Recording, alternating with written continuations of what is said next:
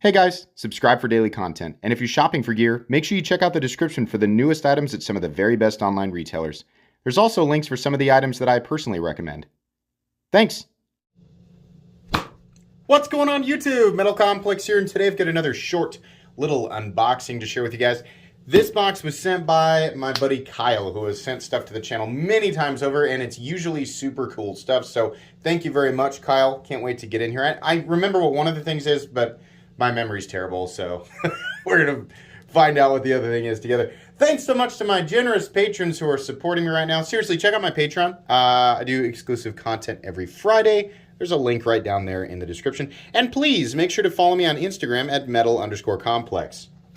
All right. We are near, I don't know when you guys are going to see this, but we're nearing on 80,000 subscribers on this channel.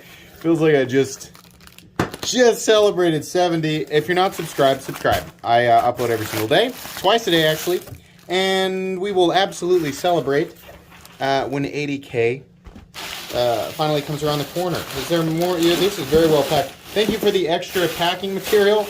I was actually getting low, and sometimes I have to use printer paper. Okay, so yes. So this is the first thing. This is a Vero.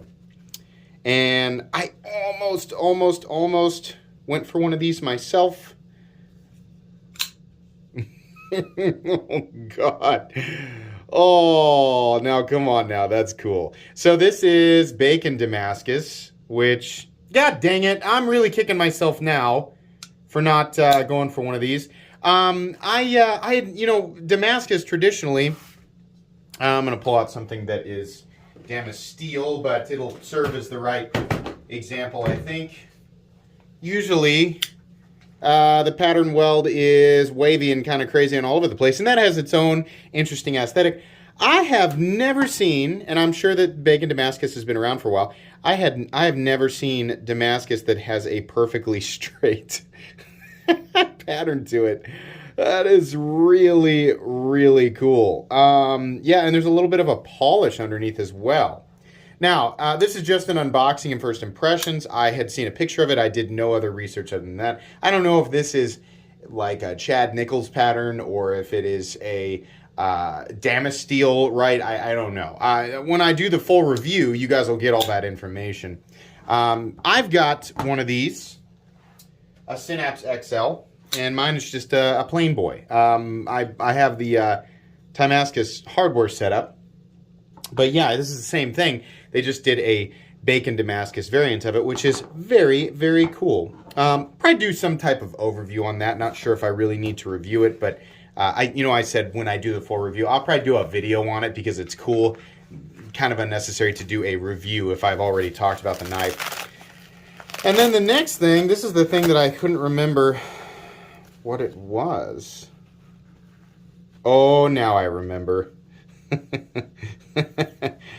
Oh boy, yeah, that is cool. So I picked up a FIF20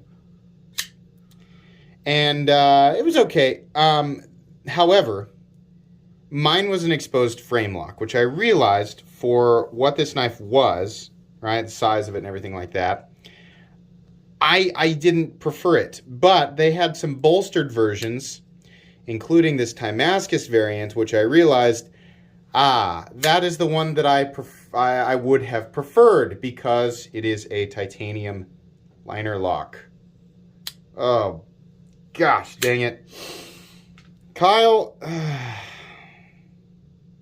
if you ever decide to get rid of this, or you decide you want to get rid of it, oh man, that is beautiful. Is this Zircuti?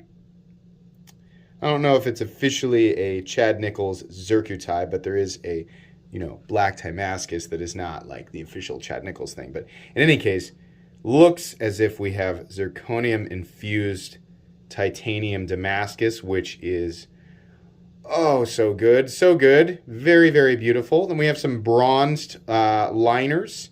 Bronze titanium backspacer. More Zircuti on the clip. Man, that is really cool. really cool. I love this knife as a liner lock. It was too small for me as a frame lock. It just, I got my, there's generic size preferences, but then there's a lot of little tiny details, right? On a larger knife, a frame lock / bolster lock doesn't really bother me as much, but on a smaller knife, right, I generally will prefer, especially on a smaller knife, I will prefer a liner lock over a frame lock. Boy, does that work well. I'm very jealous of this. How frustrating. How frustrating to have made the wrong choice. Oh, man. Okay, so 2 gorgeous, gorgeous knives right here. Very, very cool. Man, that is just awesome. So Vero Engineering, how do you get this stuff, right? I know people are like, okay, great. How do you get it? CKF knives, right? They do everything in small batch. You kind of have to be, it's kind of the same thing as Vero. You got to be paying attention.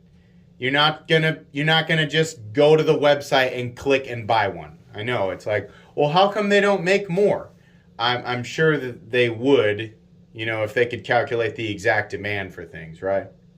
Well, then when I say stuff like that, it's like, well, they're creating false demand by intentionally keeping the production quantity down. Oh, God, I'm just so fatigued from hearing that. All the yelling and craziness aside, you cannot just go to a website and click and buy something. You do have to put in the minimum effort, and by minimum effort, I mean it's really not that big of a deal. It's actually not that super hard. Follow Custom Knife Factory on Instagram. Follow Vero Engineering on Instagram. Then go to their individual websites and sign up for email notifications. And then just pay attention. You don't have to sit there and refresh every 30 minutes. That's not how people are getting their hands on these. Usually, there's a pretty good, there's ample warning time before stuff like this drops. I feel like there's plenty of people down in the comment section who will let you know, they're not, somebody like me who really can dedicate that amount of time to it if they need to, like sitting there and refreshing every hour. But that's not what's actually required. That's just the perception of people who don't want to make the effort. You can totally get your hands on these. It'll be the next, whatever the next variant is, right? If CKF decides to continue to collaborate with Philippe Georget, who is the designer behind this knife, then there'll be more variants of the FIF20 and hopefully FIF23. I really want the bigger one.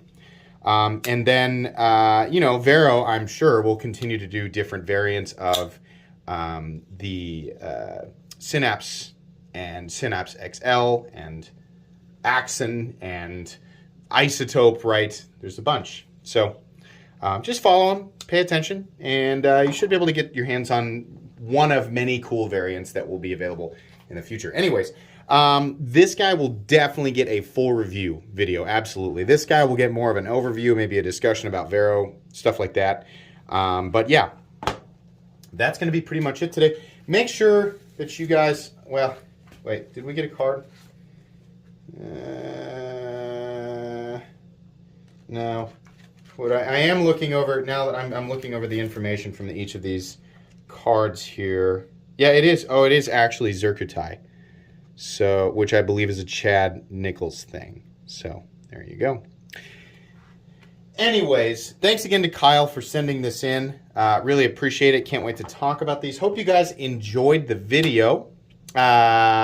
Please make sure to follow me on Instagram at metal_complex.